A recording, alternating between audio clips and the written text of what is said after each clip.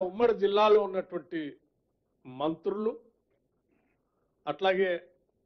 శాసనసభ్యులు, శాసనమండలి సభ్యులు, లెజిస్లేటర్స్ అందరూ గౌరవ పార్లమెంటు సభ్యులతో సహా ఆ రోజు ఆ కార్యక్రమంలో పెద్ద ఎత్తున పాల్గొంటారని ఈ సందర్భంగా మీ అందరికి మనవి చేస్తా ఉన్నాను. 6వ తారీఖు అయిన తర్వాత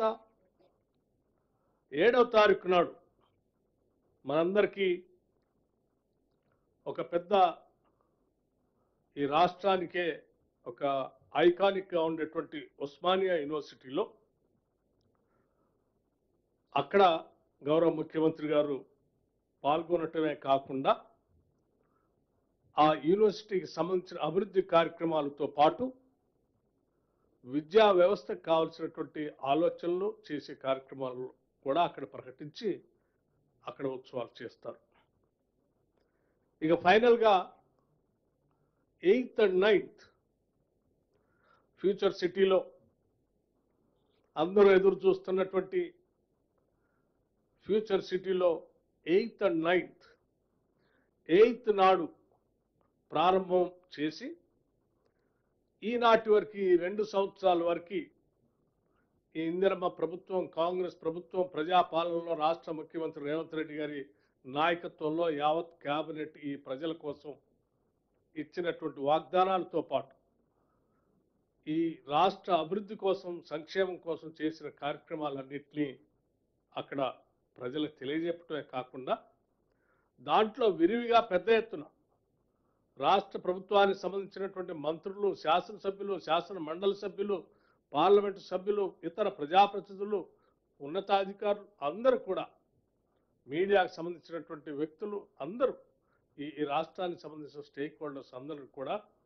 పెద్ద ఎత్తున ఆహ్వానించి పాల్గొని ఆ సంబరాలు ఆ రోజు జరుగుతాయి. డీటెయిల్డ్ ప్రోగ్రామ్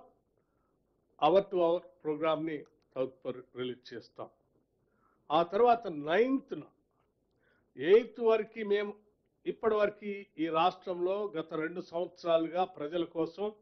ఏమి చేశామని చెప్పే కార్యక్రమం ఎలా జరుగుతుందో 9th రోజు ఇక భవిష్యత్తులో తెలంగాణ రాష్ట్రం కోసం 2047 తెలంగాణ రైజింగ్ $3 ట్రిలియన్ ఎకానమీని సాధించటం కోసం ఎటువంటి ప్రణాళికలు తయారు చేస్తూ ఉన్నాం, ఎటువంటి వ్యవస్థలను ఏర్పాటు చేస్తూ ఉన్నాం, ఏ రకమైనటువంటి పెట్టుబడుల్ని ఈ రాష్ట్రానికి ఆహ్వానిస్తూ ఉన్నాం, ఏ రకమైనటువంటి అభివృద్ధిని చేయబోతున్నాం అనే దాన్ని ఒక విజన్ డాక్యుమెంట్ని ఇప్పుడే శ్రీధర్ బాబు గారు చెప్పినట్టు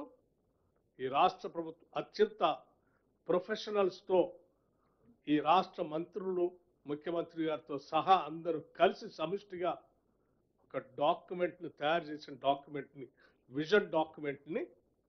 2047 $3 ట్రిలియన్ ఎకానమీ సాధించడానికి ఆ రోజు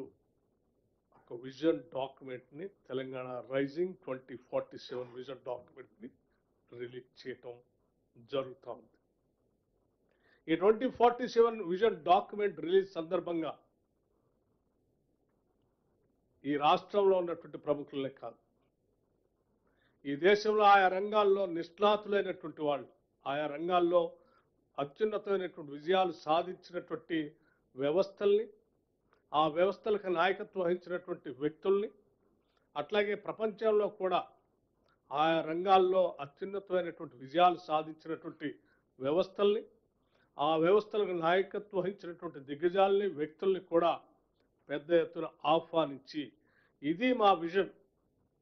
2047కి తెలంగాణ